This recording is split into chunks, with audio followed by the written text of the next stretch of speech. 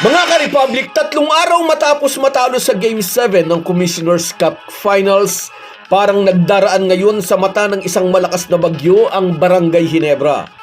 Kabi-kabila ang pambabas at pag-atake sa kupunan ng Gin Kings at ang bunto ng CC ay ibinabato ng marami kay Coach Tim Cone. Sa gitna ng mga pambabas na ito, muling umiral ang bastos na panulat ni Homer Saison sa isang post nito sa social media. Binigyan daw ng mga basketball gods ng middle finger ang Gin Kings. Pag-uusapan po natin yan, pero bago ang lahat ay maglalambing po ako sa inyo na isubscribe ninyo itong ating channel at kung di masyadong makakaabala ay ilike at pakishare na rin ninyo. Malaking bagay po yan sa aming mga vlogger. Maraming salamat. Mga ka-Republic, ang Game 7 ng Commissioner's Cup Finals kung saan nagwagi ang TNT, iyon na siguro ang isa sa pinakamasakit na talo ng Barangay Ginebra. Maraming umasa na sa pagkakataong ito'y maibubulsa na ng Ginebra ang titulo na 2 taon nang nagiging mailap sa kanila. At nag-prepare naman ang kupunan ng Gin Kings para sa isang big bounce back this conference matapos yumukod sa TNT sa Governor's Cup.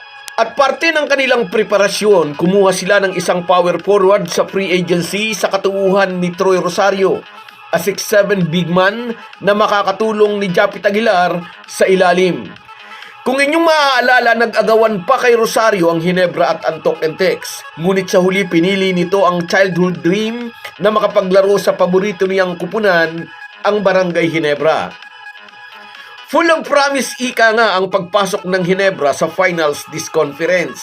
Isang panalo lang ang ibinigay nila sa number 1 seed na Northport Batang Pier sa semifinals.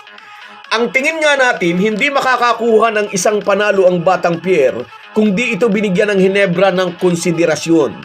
Bilang dating player, binigyan nila ng pagkakataon si Arvin Tolentino na dagdagan ng stats points nito upang makuha ang Best Player of the Conference Award.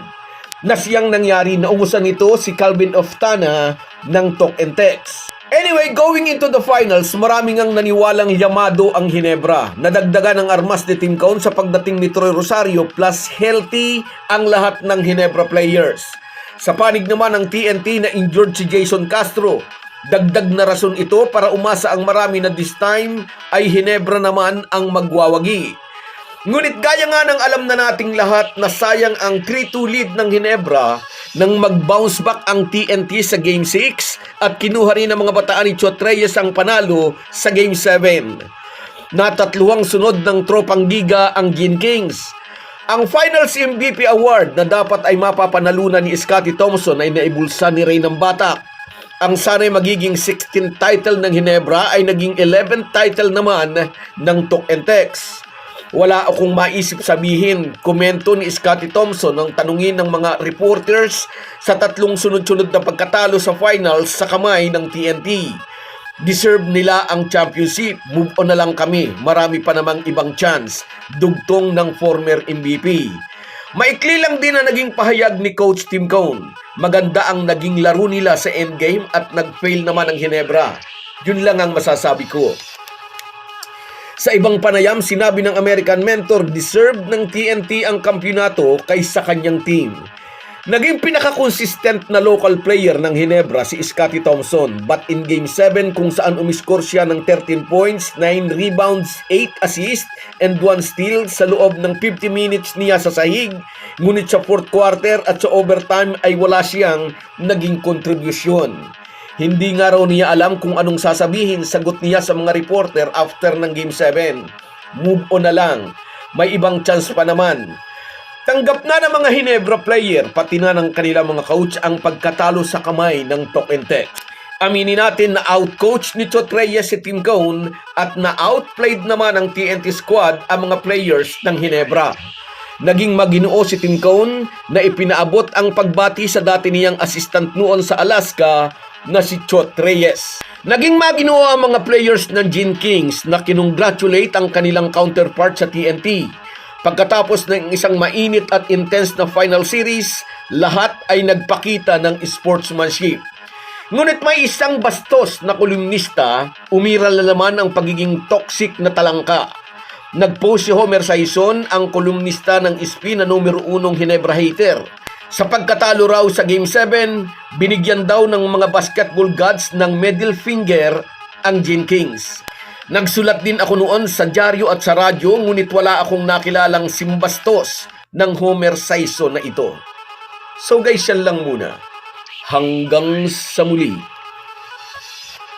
Kung wala po kayong mga viewers namin ay walang magtatagumpay na vlogger. Kaya salamat po sa inyong panunood. Shout out sa iyo, Richie Halili mula dyan sa Dubai. Happy watching, kabayan. Sa iyo rin, shout out Andrian Ligado. Shout out sa iyo, idol. Sa iyo rin, Merson Kabady Vlog. Lagi itong narito, hindi nawawala. Ingat ka lagi dyan, kabayan. At sa iyo rin, Roldan Sabrido, shout out sa iyo, idol. Salamat sa panonood. At sa iyo rin, shout out Gary Pesquera. Yan ang tinatawag na never say die, sabi niya. Sa iyo rin, Mike Angelo Maravilla.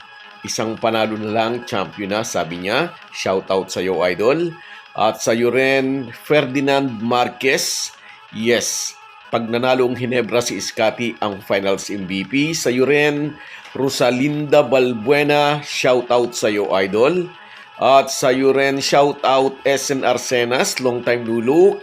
Happy watching, kabayan. Sa iyo rin, shout out Herminia Balinget. Yes, pambihira si JB. At sa iyo rin, Papa Kiko, shout out. Salamat sa panonood ninyo. Salamat sa inyong lahat.